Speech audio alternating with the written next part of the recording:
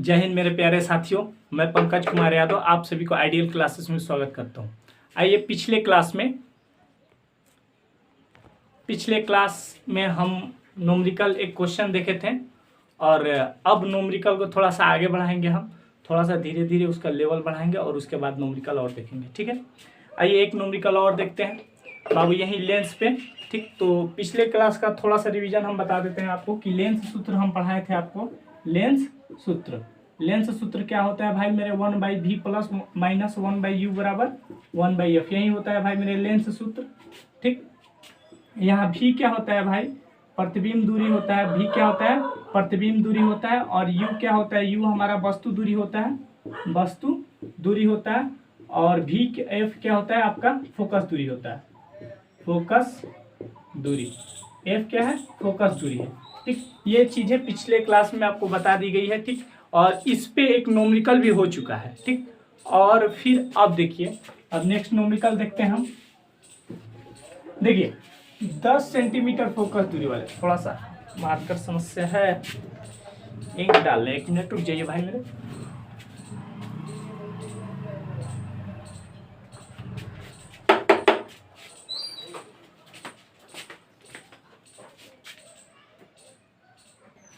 देखिए दूसरा क्वेश्चन क्या है। देखिए न्यूमेरिकल बनाने से पहले बार बार हम एक ही चीज कहते हैं भाई मेरे कि जब भी आप न्यूमेरिकल बनाइए या न्यूमेरिकल का क्वेश्चन आप जब भी सॉल्व कीजिए तो एक चीज हमेशा ध्यान में रखिएगा।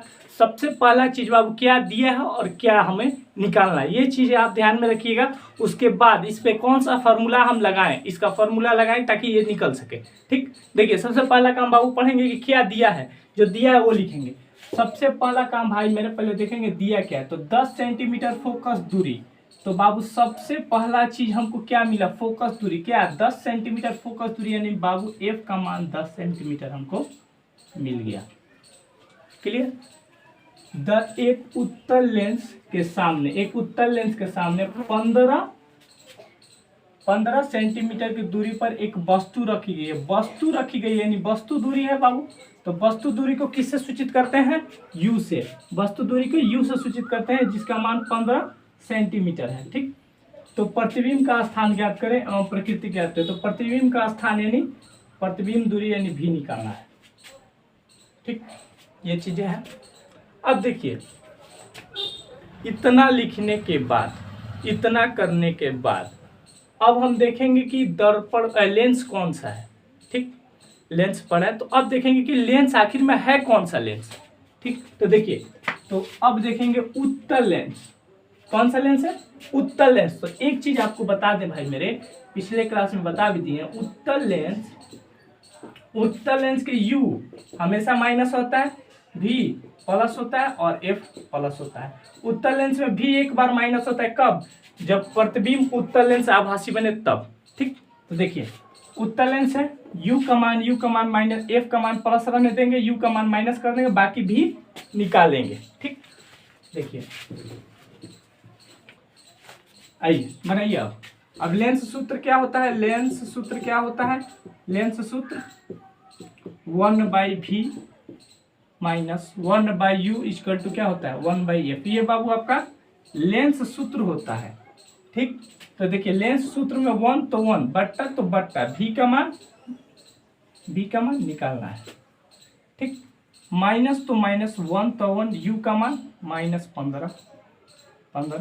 ठीक, बराबर 1 तो 1, बट्टा तो बट्टा, f का मान 10। क्लियर, यहाँ तक ठीक ठाक। ठीक, यहाँ तक कोई दिक्कत भाई मेरे। अब देखिए थोड़ा सा आगे देखिए,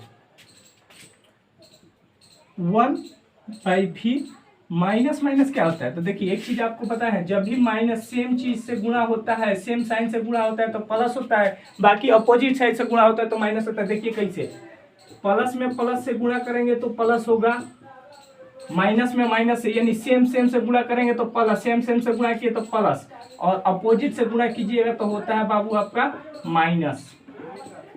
ठीक है, अपोजिट से गुणा कीजिएगा तो होता है माइनस। देखिए माइनस माइनस गुणा होगा तो प्लस, प्लस प्लस गुणा होगा तो प्लस, माइनस प्लस गुणा होगा तो माइनस, और प्लस माइनस गुणा होगा तो माइनस। ठीक, तो यहाँ पे क्या क्या गुणा हो रहा है, तो देखिए माइनस एक है यहाँ पे है और माइनस एक यहाँ पे है, तो माइनस माइनस प्लस, तो +1/, 15 1/15 बट्टा 1/10। क्लियर? यहाँ तक कोई दिक्कत भाई मेरे?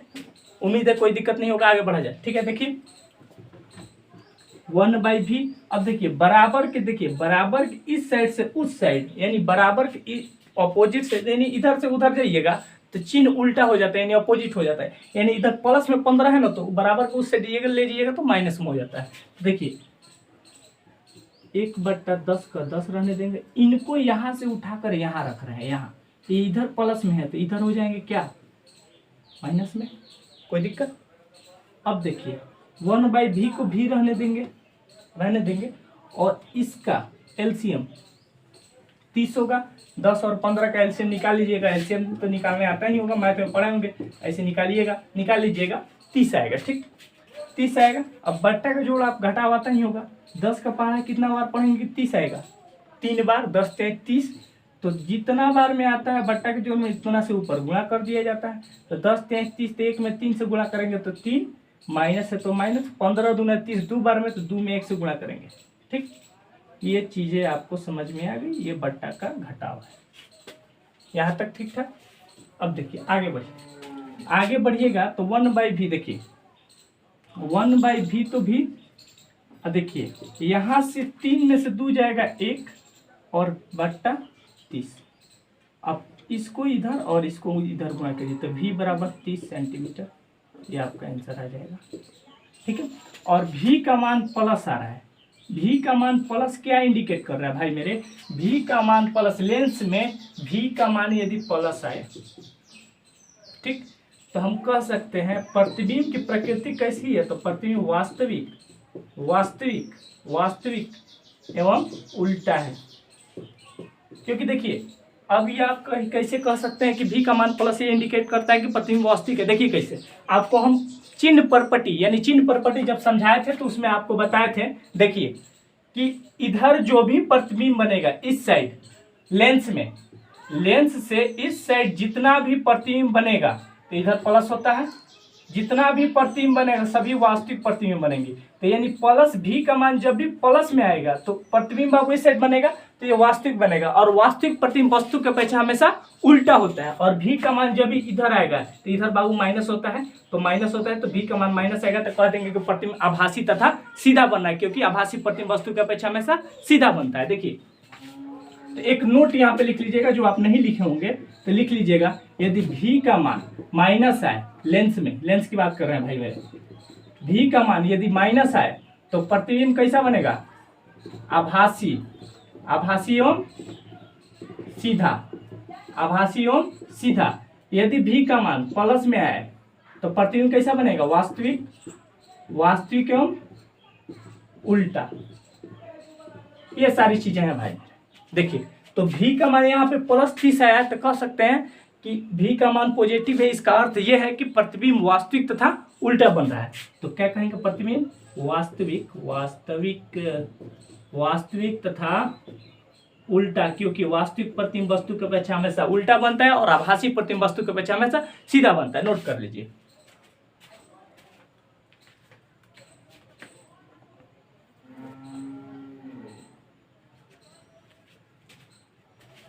नोट कर लिए होंगे।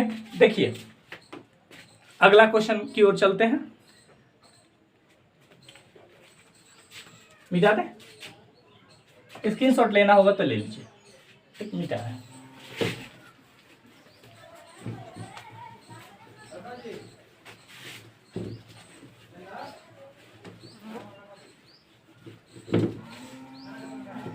देखिए एक और क्वेश्चन इस पे देखते हैं। एक और क्वेश्चन देखेंगे इस पे। देखिए ये क्वेश्चन आप खुद से घर से बनाइएगा। देखिए हम दे दे रहे हैं, यदि f बराबर -20 सेंटीमीटर और u बराबर 50 सेंटीमीटर, तो v का मान u बराबर 50 सेंटीमीटर -50 सेंटीमीटर, तो v का मान ज्ञात करें। ठीक, ये क्वेश्चन आप खुद से घर से बना लीजिएगा। ठीक, और हम एक क्वेश्चन यहाँ पे बनाएंगे, 3 नंबर क्वेश्चन। आप जानते हैं लेंस सूत्र यूज कीजिएगा इसमें, लेंस सूत्र। तो लेंस सूत्र क्या होता है? 1/v - 1/u बराबर क्या? 1/2।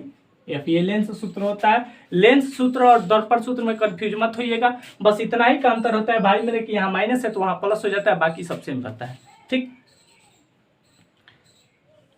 अगला क्वेश्चन ये अपने से खुद से बनाइएगा। अगला क्वेश्चन हम बोर्ड पे लिख रहे हैं। देखिए क्वेश्चन क्या है, एक लेंस के सामने 7 सेंटीमीटर की दूरी पर एक वस्तु का काल्पनिक प्रतिबिंब, एक लेंस के सामने 60 सेंटीमीटर की दूरी पर एक वस्तु का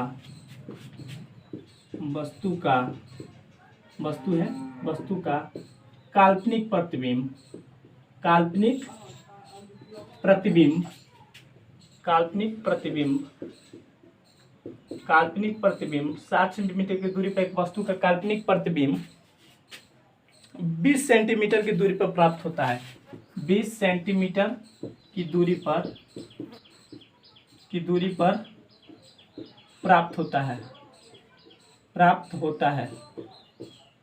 ऐसे रहेगा, होता है, ठीक है, प्राप्त होता है।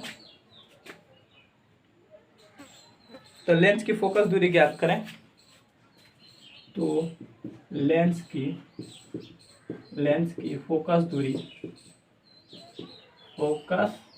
ज्ञात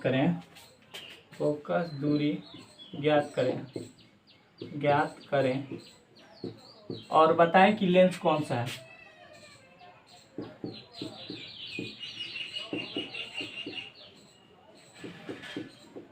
लेंस कौन सा है।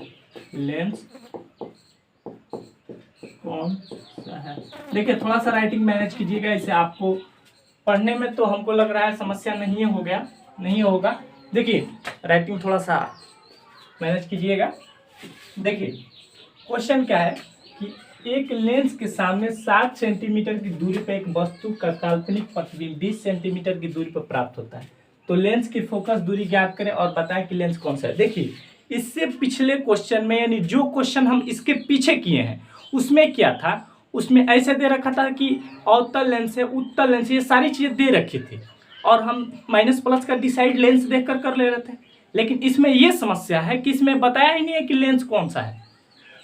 ठीक, तो हम कैसे डिसाइड करेंगे किसको हम माइनस में रखें किसको प्लस में रखें। देखिए कैसे, सबसे पहले हम लिखेंगे दिया क्या क्या है। लेंस के सामने 60 सेंटीमीटर की दूरी पर एक वस्तु, सबसे पहले वस्तु, तो वस्तु दूरी कितना है, यानी वस्तु दूरी के यूज से सूचित करते हैं, हमेशा ध्यान रखिए वस्तु दूरी के यूज से सूचित करते हैं 60 सेंटीमीटर। वस्तु कितना 60 सेंटीमीटर का काल्पनिक प्रतिबिंब 20 सेंटीमीटर की दूरी पर बना है। तो देखिए काल्पनिक प्रतिबिंब दूरी यानी 20 सेंटीमीटर।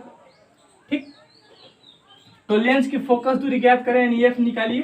अब बाबू प्रॉब्लम ये आता है कि अब हम यू भी कैसे मेंटेन करें, माइनस लगाएं प्लस लगाएं कि जैसा है वैसे ही रहने दे ना, थोड़ी सी समस्या है। तो देखिए आपको एक चीज हम बता दिए थे कि जब ऐसा कंडीशन यानी ऐसा क्वेश्चन आप देगा आपके एग्जाम या पेपर में, तो एक कंडीशन जरूर देगा कि प्रतिबिंब कैसा बन रहा है।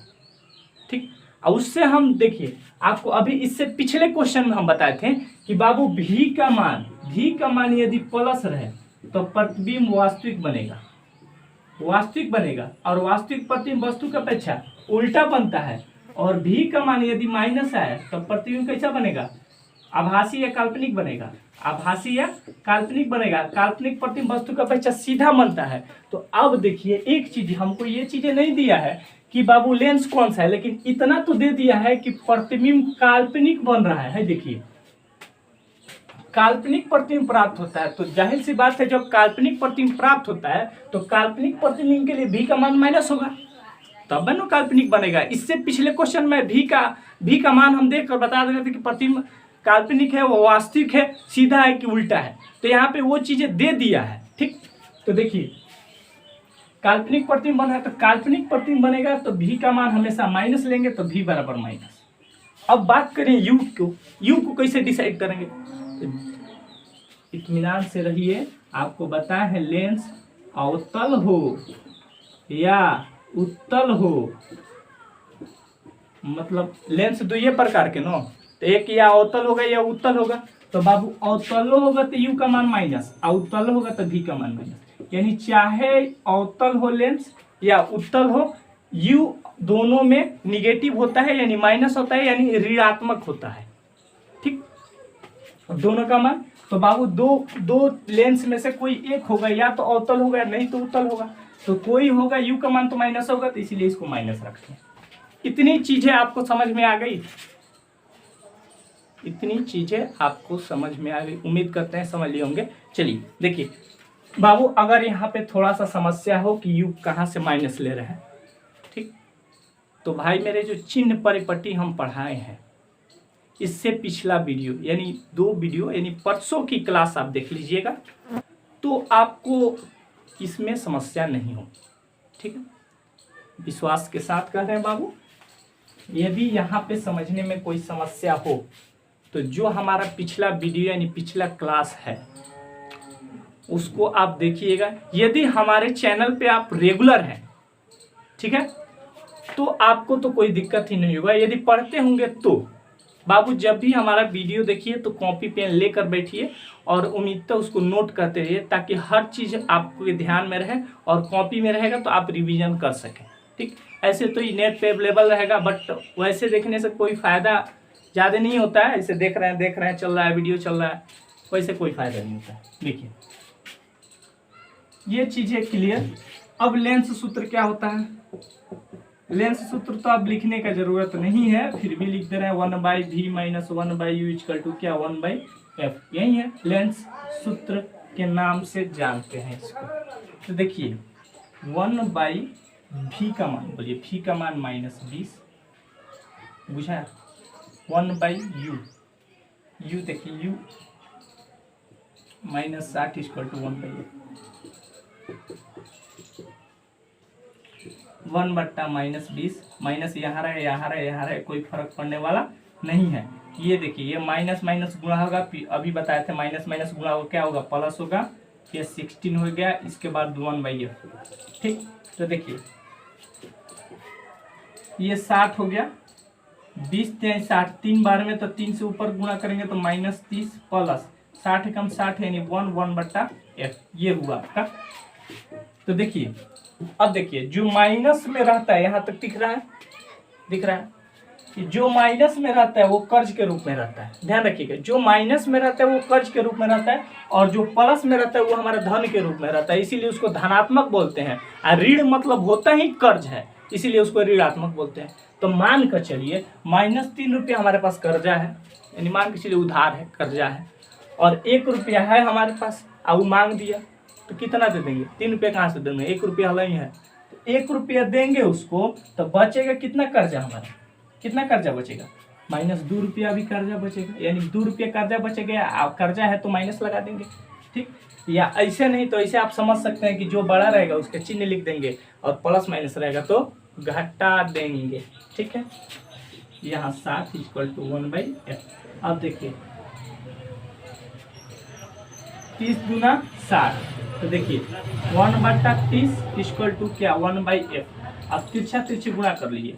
ठीक है, तो 1 में f से गुणा होगा तो f इक्वल टू -30। अब देखिए एक चीज और यहाँ से क्लियर, f का मान तो हम निकाल दिए, फोकस दूरी -30 आ गया। अब देखिए इसमें क्वेश्चन में एक और चीज पूछा है कि बताइए लेंस कौन सा है। ई कैसे डिसाइड करेंगे कि लेंस कौन सा है?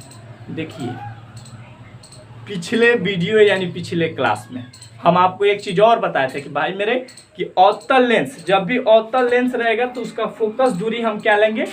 ऋणात्मक लेंगे। यानी अवतल लेंस, यानी लेंस अवतल हो f का मान माइनस लेंगे, और लेंस यदि उत्तल हो तो f का मान उत्तल हो तो f का मान ही प्लस लेंगे।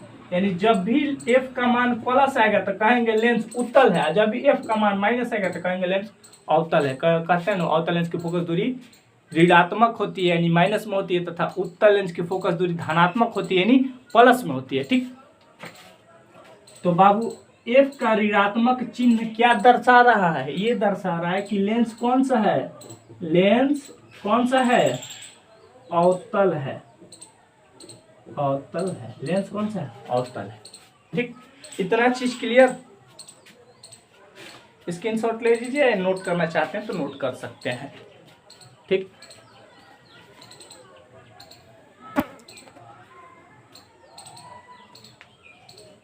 ठीक है।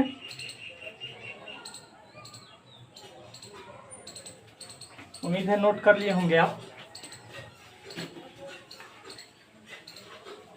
मिटा रहे हैं, स्क्रीनशॉट ले लिए होंगे आप। देखिए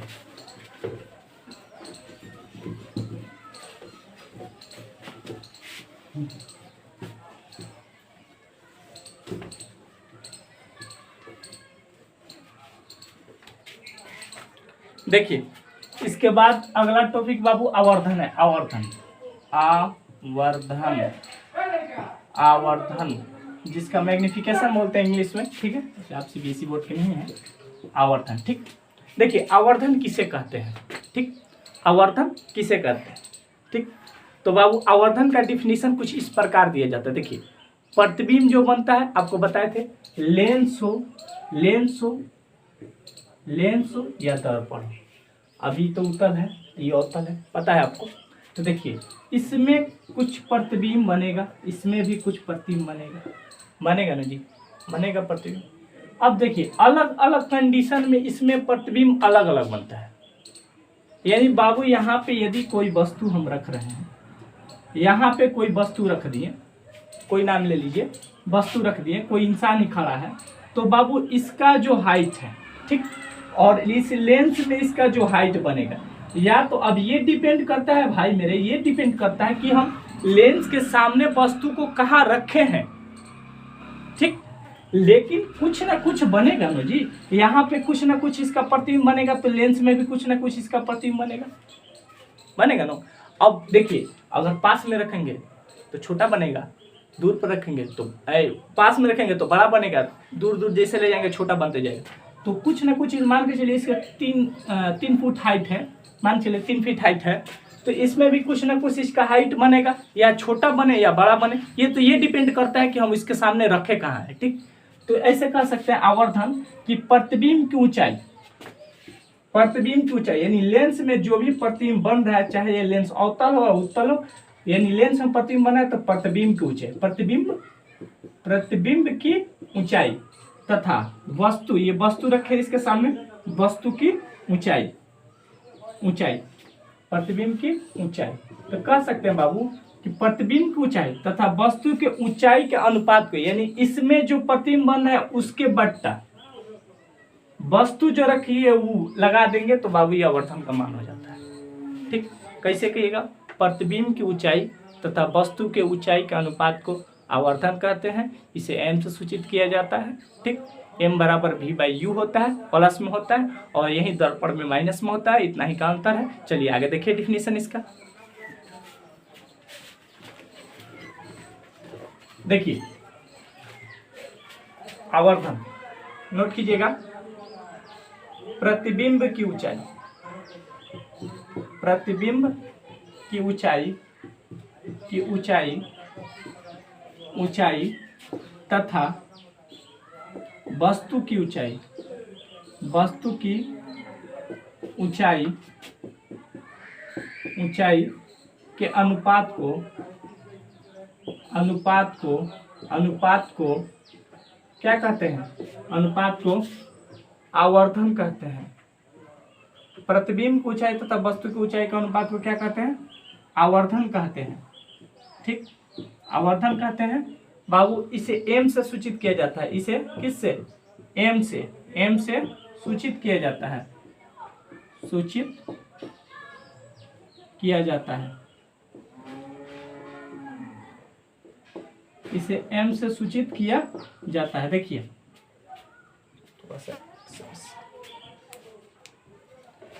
देखिए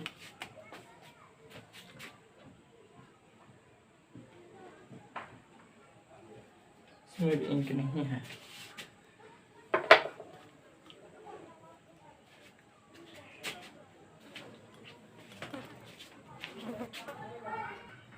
देखिए बाबू आवर्धन को एम से सूचित करते हैं। आवर्धन को इसे एम से सूचित किया जाता है, एम से सूचित किया जाता है। ठीक, सूचित किया जाता है, एम से सूचित किया जाता है।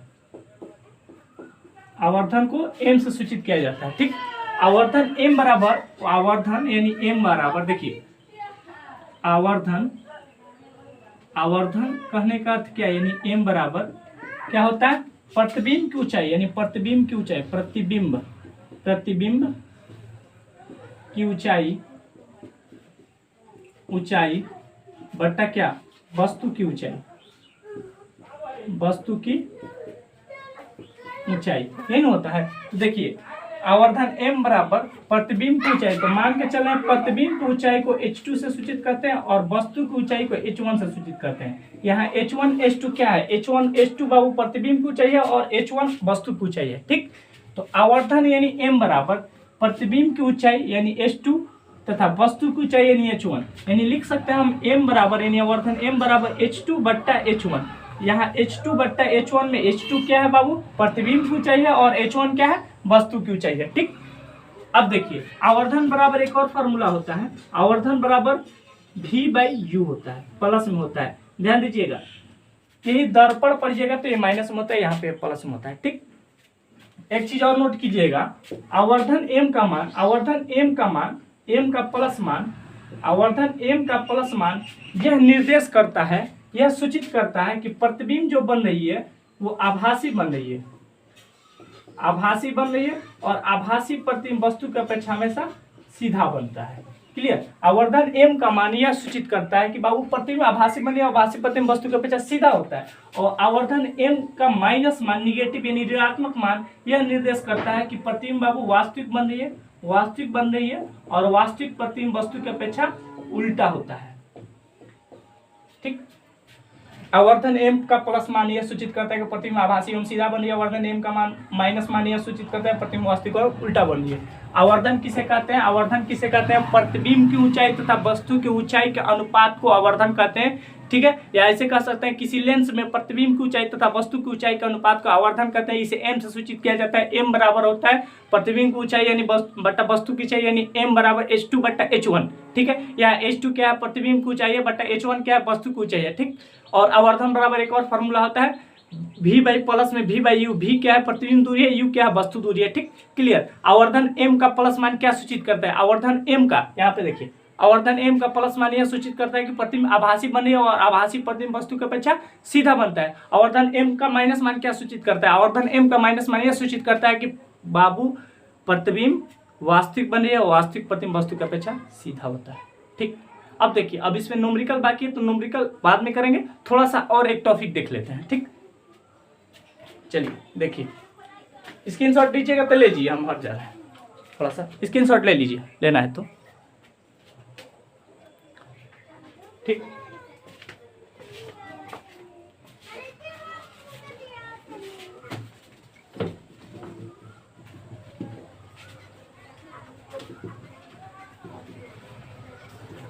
देखिए अभी क्या कहते हैं हम बाबू, लेंस किसे कहते हैं ये तो पता है, सब चीजें बता दी गई है। ठीक, देखिए एक बार ओवरऑल रिवीजन कर दें। नहीं, देखिए आवर्धन से करते रहे, आवर्धन से करते रहे। आवर्धन क्या कहिएगा, प्रतिबिंब की ऊंचाई तथा वस्तु की ऊंचाई के अनुपात को आवर्धन कहते हैं। आवर्धन को m से सूचित किया जाता है। m बराबर क्या होता है, m बराबर क्या होता है, m बराबर क्या होता है, v/u होता है। m बराबर एक और फॉर्मूला क्या होता है, h2 बट्टा h1 होता है। यहाँ v क्या है, प्रतिबिंब दूरी है, u क्या है, वस्तु दूरी है। ठीक, और एक m बराबर फॉर्मूला क्या होता है, m बराबर h2 बट्टा h1, यानी h2 क्या है, प्रतिबिंब की ऊंचाई है और h1 क्या, वस्तु की ऊंचाई है। ठीक, m बराबर, m का प्लस मान क्या सूचित करता है, m का प्लस मान यह सूचित करता है कि प्रतिबिंब जो बन रहा है ये क्या है, आभासी एवं सीधा है। और m का माइनस मान क्या सूचित करता है कि प्रतिबिंब जो बन रहा है वास्तविक एवं उल्टा है। ठीक, इतना तक क्लियर रहने दे आज।